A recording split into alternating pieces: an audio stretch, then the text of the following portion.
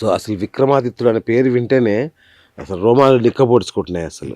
ఏంటి అసలు ఆయన విస్తరణ ఎలా జరిగింది? ఆయన గాథ కొంచెం ఇంకా వివరంగా చెప్పండి మాకు. చాలా ఇంట్రెస్టింగ్‌గా ఉంది అసలు. సామ్రాట్ విక్రమాదిత్యుడి తండ్రి పేరు గంధర్వసేనుడు. ఓహో! ఇది చందమామ కథ కాదు. అవును. చరిత్ర వాస్తవం. రైట్. వాస్తవ కథ. తండ్రి గంధర్వసేనుడు, తల్లి వీరమతి. విక్రమాదిత్యుడు 19 సంవత్సరాలకే అస్త్రశస్త్ర విద్యలన్నీ నేర్చుకున్నాడు. ఓకే. మాల్వా రాజ్యాన్ని, ఉజ్జయిని రాజధానిగా అతను 100 సంవత్సరాలు పరిపాలించిన ఏకైక భారతీయ చక్రవర్తి. 100 సంవత్సరాలు పరిపాలించిన ఏకైక భారతీయ చక్రవర్తి. ఈ విక్రమాదిత్యుని భార్య పేరు వీరలక్ష్మీదేవి. ఓకే. ఈ మా ఊరు ఏదంటే ఇప్పుడు అజ్మీర్ అని చెప్తున్నాం, అప్పుడు అజ్మహర్ యువరాణి. ఇప్పుడు అది అజ్మీర్ అయింది. ఓకే. ఈయన 82 BCE నుండి 91 CE వరకు, కామన్ ఎరా CE వరకు పరిపాలించాడు. ఓకే. ఈ దేశాన్ని ఆయన అశ్వమేధ యాగం చేశాడు. ఆయన ఆస్థానంలో నవరత్నాలు అనేటువంటి విఘ్నులు, పండితులు, వీళ్ళంతా కూడా విజ్ఞాన ఘనులు ఉండేవాళ్ళు. శకులను రూపుమాపితే ఆ యొక్క విజయానికి గుర్తుగా విక్రమశకం అనేటువంటిది ఆవిర్భావన చేయడం జరిగింది. ఓకే. ఇకపోతే ఆయన ప్రపంచంలోనే మొట్టమొదటి కాలగణన చేసినటువంటి క్యాలెండర్ను తయారు చేశాడు. ఎలా తయారు చేశాడు? ఈయనకు ఒక ఫ్రెండ్ ఉన్నాడు, ఆయన పేరు వరాహమిహిరుడు, క్లాస్మేట్. ఇద్దరు కలిసి చదువుకున్నారు.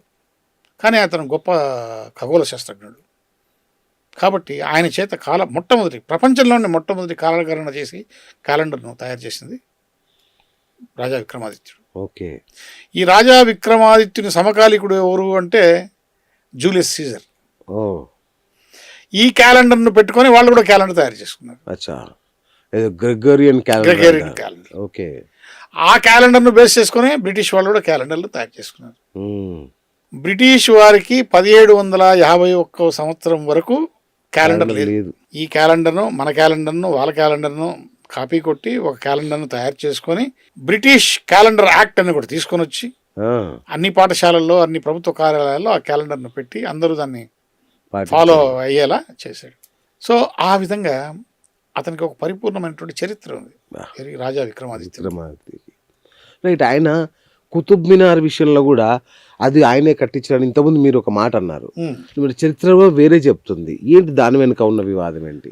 ఇదే నేను చెప్పేది అంటే, చరిత్రకారుల మౌనమే వీటికి అన్నిటికి కారణం. మన భారతీయ చరిత్రకారులు మౌనం వహించడం వల్ల జరిగినటువంటి పెద్ద పెద్ద తప్పిదాలు ఇవన్నీ. ఓకే. కుతుబ్ అంటే అంతరిక్షం. ఓకే. దేంట్లో? వాళ్ళ యొక్క భాషలో, ఉర్దూ భాషలో. అచ్చా. వీళ్ళేమనుకున్నారు, వక్రీకరించారు అంటే, గోరీ మహమ్మద్ సైన్యాధిపతి కుతుబుద్దీన్ ఐబక్ గోరీ సాధించిన విజయానికి గాను జ్ఞాపకంగా ఈ కుతుబ్ మినారు నిర్మించాడు కాబట్టి దీని పేరు కుతుబ్ మినార్ అని పేరు వచ్చిందని ఒక కల్పిత కథను సృష్టించారు.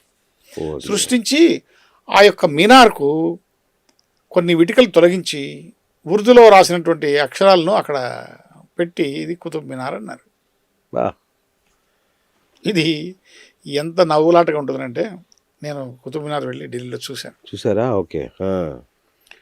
ఈ కుతుబ్ మినార్ను ఒరిజినల్ పేరు, దీని పేరు ధ్రువధ్వజం. ధ్రువ నక్షత్రం ఉండే. అవును.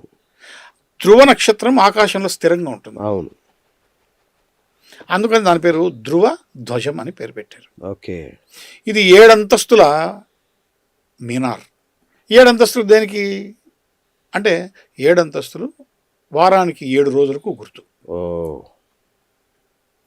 ఈ 7 అంతస్తులు కింది నుంచి ఎక్కుకుంటూ పోవడానికి మెట్లు ఉన్నాయి 360. సంవత్సరానికి 360 రోజులతో సమానంగా. అలాగే ఆ మినార్ చుట్టూ 27 ఆలయాలను నిర్మించారు. ఇప్పుడు మీరు చూడొచ్చు అవశేషాలు, ఆలయాలను చూపించి. ఇప్పుడు కుతుబ్ మినార్ కడితే ఆలయాలు మనం ఎందుకు కట్టుకుంటాం? పిచ్చా మనకేమన్నా? కరెక్ట్. 27 ఆలయాలు, 27 నక్షత్ర అధిదేవతలకు మనం నిర్మాణం చేసుకున్నాం. ఒక బ్రిటిష్ అధికారి విమానంలో ఏరియల్ ఫోటోగ్రఫీ తీస్తే ఆ కుతుబ్ మినారు కలువ పువ్వు ఆకారంలో కనబడింది. 24 రేఖలు ఉన్నటువంటి కలువ పువ్వు ఆకారంలో కనిపించింది. బా ఆ 24 రేఖలు దేనికి సమానం? 24 గంటలకు సమానం. బా బా బా ఇది కాలంతో ముడిపడినటువంటి ఒక నిర్మాణం, వైదిక నిర్మాణం, ఇస్లామిక్ నిర్మాణం కాదు. ఓకే. ఇక్కడ ఏమైందంటే పరిశోధకులు దీన్ని వెలికి తీద్దాం, వాస్తవ చరిత్రను బయటికి చెప్దాం అనేటువంటి ఆలోచన చేయలే. వాళ్ళ కొద్ది వాళ్ళు గమ్ము నోరు మూసుకొని వాళ్ళ పని వాళ్ళు చేసుకొని వెళ్ళిపోయారు. ఇది వాళ్ళ కట్టడం అంటారు, మనకేదో గలాట అని చెప్పేసి ఉద్దేశం. సో ఆ విధంగా వరాహ మిహిరుడి కోసం నిర్మాణం చేసినటువంటి ఒక కట్టడం. ఆ ప్రాంతాన్ని ఏమంటారు తెలుసా నీకు? మిహిరావళి అంటాం. ఏమంటాం? మిహిరావళి. ఇప్పుడు అది ఏమైంది? మెహరోలి అయింది. ఆ మిహిరావళి మెహరోలి అయింది. ఇది ఒక పెద్ద అంతరిక్ష పరిశోధనా కేంద్రం. ప్రపంచంలోనే ఇది మొట్టమొదటి అంతరిక్ష పరిశోధనా కేంద్రం. ఇస్లాం అనేటువంటిది పుట్టక ముందు నిర్మాణం జరిగినటువంటిది. అదే ప్రాంగణంలో ఎప్పటికీ ఏ కాలంలో త్రుప్పు పట్టని ఒక ఇనుప ధ్వజం కూడా ఉంది. అవును, అది ఎలా జరిగిందన్న? అసలు ఇనుమేంటి, తుప్పు పట్టకపోవడం ఏంటి? మరి అలాంటిది వీళ్ళు ఇస్లాం కట్టడం అయితే అలాంటివి చాలా చోట్ల వాళ్ళు నిర్మాణం చేయాలి కదా. మరి ఈ కుతుబ్ మినార్ నిర్మాణం వాళ్ళు చేశారా, వీళ్ళు చేశారా అనేటువంటిది ఒకటి తేలాలి. ఇప్పుడు భట్నాగర్ అని ఒక చరిత్రక పరిశోధకుడు 1977లో అనుకుంటా